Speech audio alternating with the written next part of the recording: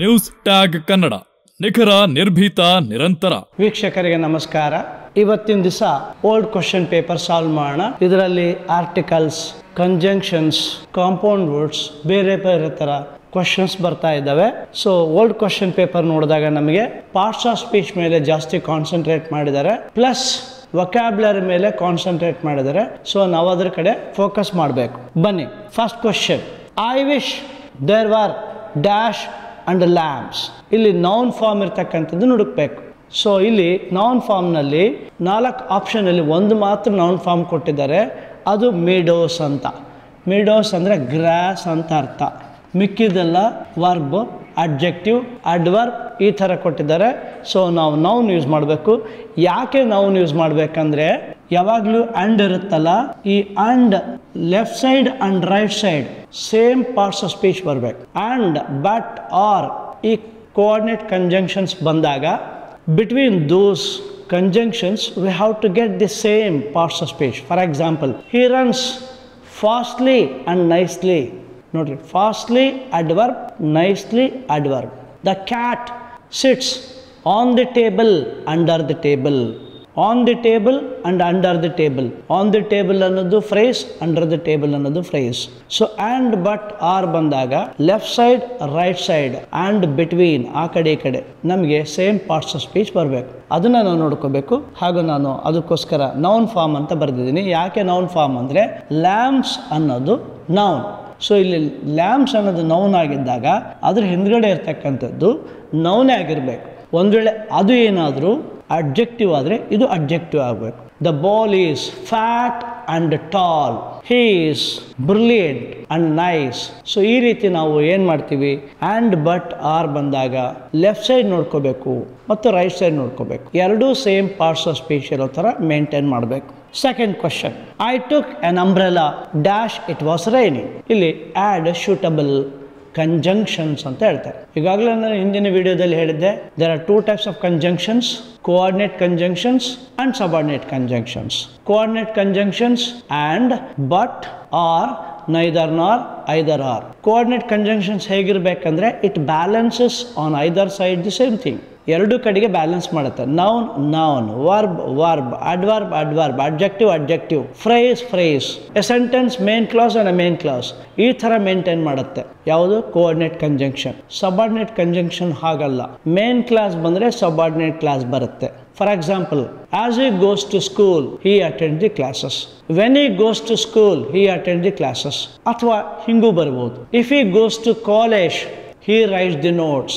So ಈ ರೀತಿ ಒಂದು ಮೇನ್ ಕ್ಲಾಸ್ ಇರುತ್ತೆ, ಇನ್ನೊಂದು ಸಬಾರ್ಡಿನೇಟ್ ಕ್ಲಾಸ್ ಇರುತ್ತೆ. ಸಬಾರ್ಡಿನೇಟ್ ಕ್ಲಾಸ್ ಮುಂಚೆ ಯಾವಾಗಲೂ ಸಬಾರ್ಡಿನೇಟ್ ಕಂಜಂಕ್ಸ್ ಬರ್ತವೆ. ಸಬಾರ್ಡಿನೇಟ್ ಕಂಜಂಕ್ಷನ್ಸ್ ಯಾವ್ಯಾವು ಅಂದರೆ as, when, what, where, why, because, till, until, if, even if, though, although ಎಷ್ಟೊಂದಿವೆ.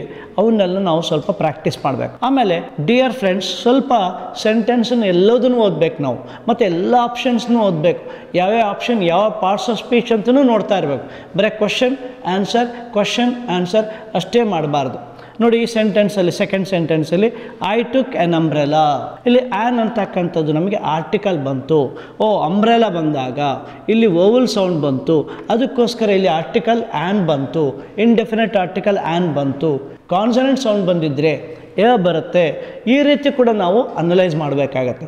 ಒಂದು ಕ್ವಶನ್ ಪೇಪರ್ನ ಕ್ವಶನ್ ಆನ್ಸರ್ ಅಷ್ಟೇ ಮಾಡಿದ್ರೆ ಇಂಗ್ಲೀಷ್ ಅಷ್ಟು ಸ್ಟ್ರಾಂಗ್ ಆಗಿರಲ್ಲ. ಅದ್ರ ಬದಲಾಗಿ ಎಲ್ಲದನ್ನು ನಾವು ಎಲ್ಲ ಪಾರ್ಟ್ಸ್ ಆಫ್ ಸ್ಪೀಚನ್ನು, ಎಲ್ಲ ವರ್ಡ್ಸನ್ನು ಚೆನ್ನಾಗಿ ಗಮನದಲ್ಲಿಟ್ಟು ನೋಡ್ಕೋಬೇಕು. I took an umbrella dash it was raining. ನಾನು ಅಂಬ್ರೆಲಾ ತೊಗೊಂಡೆ. ಎದಕ್ಕೆ ಅಂಬ್ರೆಲಾ ತೊಗೊಂಡಿದ್ದೆ ನಾನು?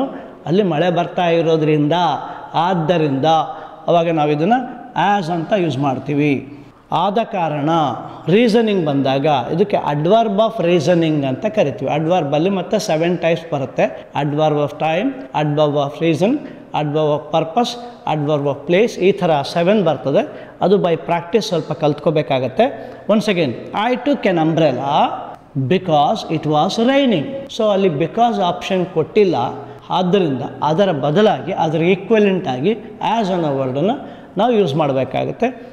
As is called subordinate conjunction.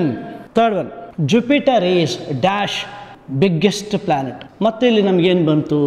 superlative degree ಬಂತು. Whenever we get superlative degree, we'll have to use definite article. The Jupiter is the biggest planet in the solar system.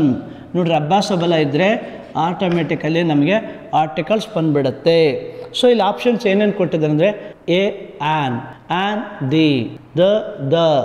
The A ಈ ಥರ 4 options ಕೊಟ್ಟಿದ್ದಾರೆ. ಅದರಲ್ಲಿ the and the ಎರಡೂ ಬರ್ತವೆ. Jupiter is the biggest planet in the solar system. ಇವೆಲ್ಲ 2021 question ಪೇಪರ್ನಲ್ಲಿ ಬೇರೆ ಬೇರೆ ಥರದ್ದು ಕ್ವಶನ್ಸ್ ಕೇಳಿದರೆ ಸ್ವಲ್ಪ ನಾವು ಗಮನ ಹರಿಸ್ಬೇಕಾಗತ್ತೆ.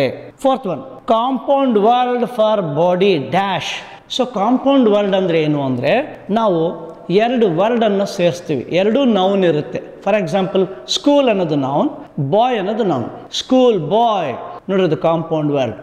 ಸ್ಟಿಕ್ ಅನ್ನೋದು ನೌನ್, ವಾಕಿಂಗ್ ಅನ್ನೋದು ನೌನ್. ಎರಡನ್ನೂ ಸೇರಿಸಿ ವಾಕಿಂಗ್ ಸ್ಟಿಕ್, ಇದು ಕಾಂಪೌಂಡ್ ವರ್ಡ್. ಅದೇ ಥರ ಇಲ್ಲಿ compound word for body dash ಅಂತ ಕೇಳಿದರೆ ಇದು ಗ್ರಾಮರಿಗೆ ಸಂಬಂಧಪಟ್ಟಿರ್ತಕ್ಕಂಥದ್ದಲ್ಲ. ಈ ಕ್ವಶನ್ ವೊಕ್ಯಾಬ್ಯುಲರಿಗೆ ಸಂಬಂಧಪಟ್ಟಿರ್ತಕ್ಕಂಥದ್ದು. ನಾವು ರಿಟರ್ನ್ ಲ್ಯಾಂಗ್ವೇಜಲ್ಲಿ ಎರಡನ್ನೂ ಚೆನ್ನಾಗಿ ಕಲಿಬೇಕು. ಒಂದು ಬೇಸಿಕ್ ಗ್ರಾಮರ್, ಎರಡನೇದು ವೊಕ್ಯಾಬ್ಯುಲರಿ. ಅದೇ ನೀವು ಸ್ಪೋಕನ್ ಇಂಗ್ಲೀಷ್ಗಾದರೆ basic grammar, vocabulary, pronunciation and expression ಇವನ್ನೆಲ್ಲ ಸೇರಿಸಿ ಮಾತಾಡಬೇಕಾಗತ್ತೆ. Once again compound word for body ಏನೇನು ಕೊಟ್ಟಿದ್ದಾರೆ ಆಪ್ಷನ್ ಅಂದರೆ face, bent, trend, guard. So body guard ಅನ್ನೋದಕ್ಕೆ ಅರ್ಥ ಬರುತ್ತೆ. ನೋಡ್ರಿ, ದೊಡ್ಡ ದೊಡ್ಡ ವ್ಯಕ್ತಿಗಳ ಹಿಂದೆ ಕೆಲವು ಜನ ಅವರಿಗೆ ಪ್ರೊಟೆಕ್ಷನ್ ಕೊಡೋದಕ್ಕೋಸ್ಕರ ಇರ್ತಾರೆ, ಅವ್ರನ್ನ ನಾವು ಬಾಡಿ ಗಾರ್ಡ್ ಅಂತ ಕರಿತೀವಿ. ಅದಕ್ಕೋಸ್ಕರ ಆನ್ಸರ್ ಬಂದು GAURD, body guard. Compound word for body guard.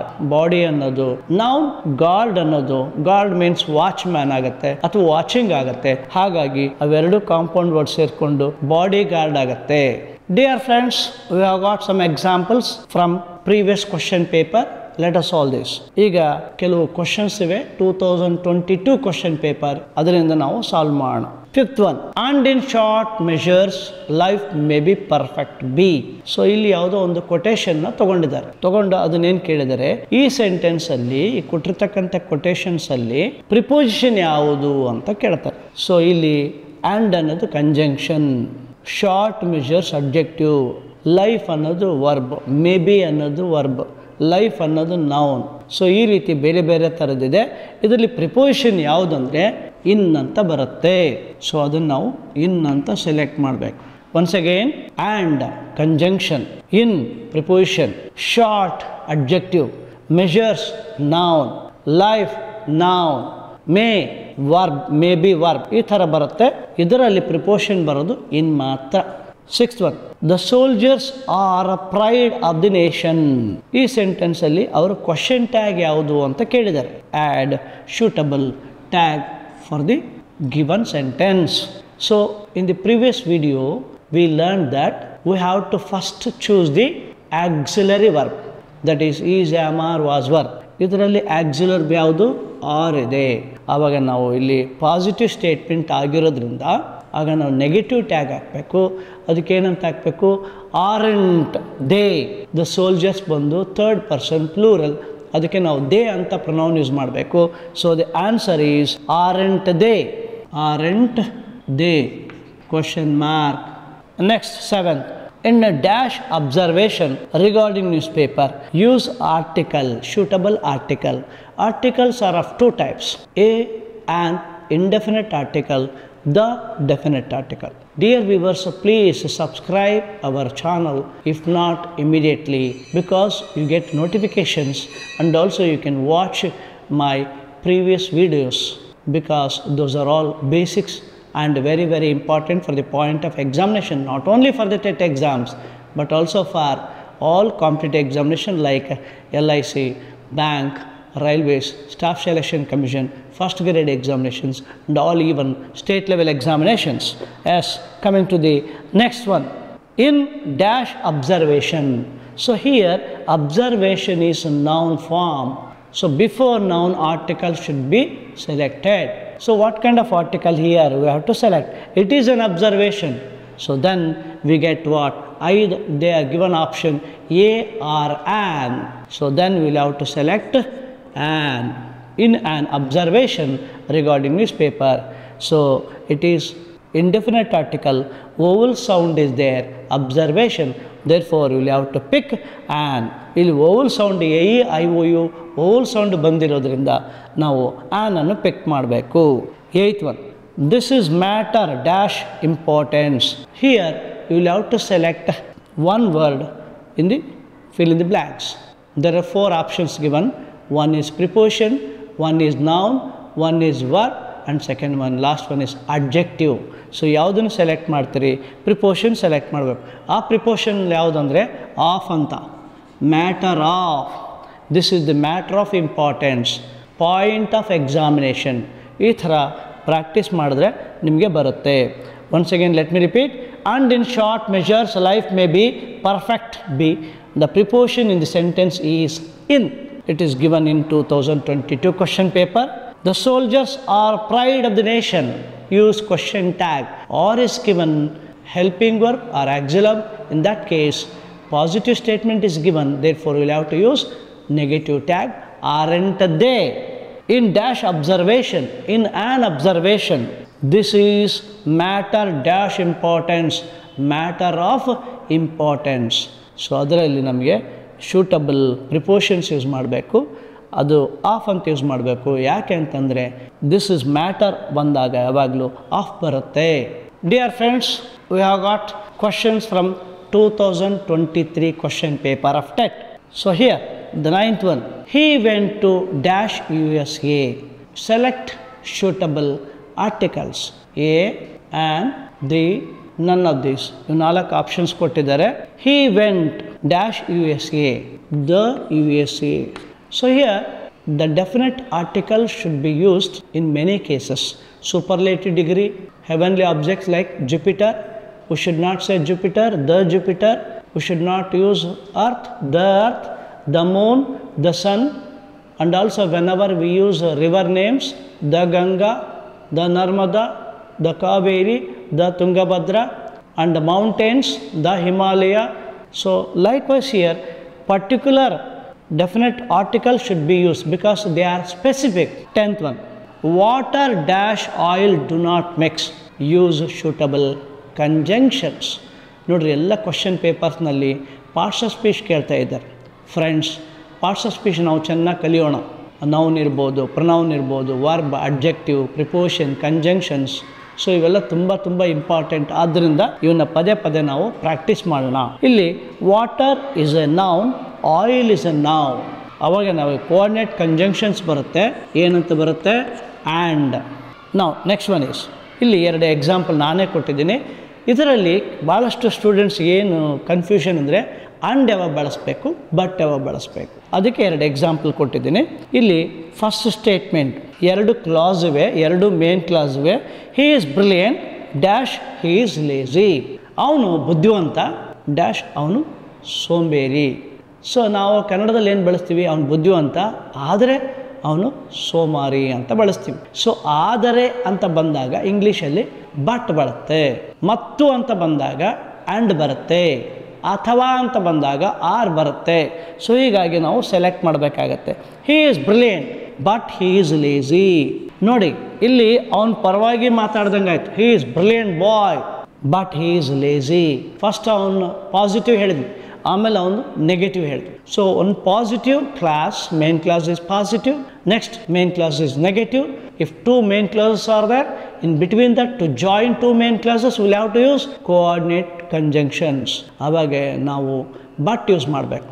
ಒಂದು ಪಾಸಿಟಿವ್, ಒಂದು ನೆಗೆಟಿವ್ ಬಟ್, ಅಥವಾ ಒಂದು ನೆಗೆಟಿವ್ ಇನ್ನೊಂದು ಪಾಸಿಟಿವ್ ಬಟ್. ಒಂದು ಓಲ್ಡ್ ಕ್ವಶನ್ ಪೇಪರ್ನಲ್ಲಿ ಹೀಗೆ ಕೇಳಿದರೆ, she is honest dash she is poor.